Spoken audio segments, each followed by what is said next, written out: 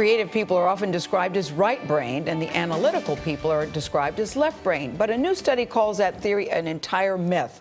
Researchers at the University of Utah found no scientific evidence to back it up.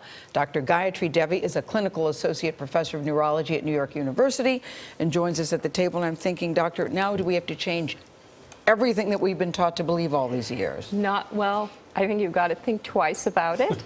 Which side of the brain should we use? Sorry. So this study really looked at over 1,000 people as they were lying quietly or reading, and it found that everyone really used both sides of the brain. So there was never one person or one group of people who exclusively used more the left side or more the right side. It was really task dependent. But for certain tasks, we can spend more time on one side or the other, is what you're saying. That's right. So that if somebody is more artistic, say, then they would more likely use the right side of the networks within the right side of the brain. So it's about what networks you use. There are networks for language, there are networks for artistic ability, there's networks for math. So depending on what networks you use, you'll use one side of the brain more than the other. So do brains differ whether you're an artist or whether you're a mathematician? Not at all. We all have the same brain. We may be running different programs at different times. So that, you know, I find this, for example, in women who are traditionally much better with language. Yes. Traditionally. And men are traditionally arguably much better with directions. But if you notice, men are far more reluctant to ask for directions when they're lost. And I think that that may be because they don't really use both. They're not generally using both networks at the same time, which is more helpful. Or they're just trying to be macho. They're just trying to be macho. That's true, We wouldn't do that. Yeah, never that.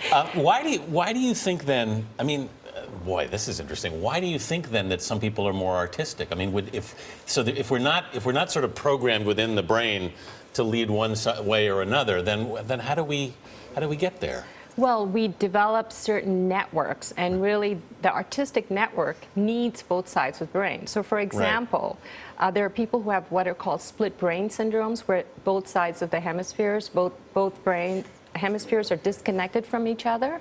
So you give them a quarter, say in their left hand, and their right side, their artistic side of the brain, figures out it's a quarter. But then that information has to cross over to the left side of the brain.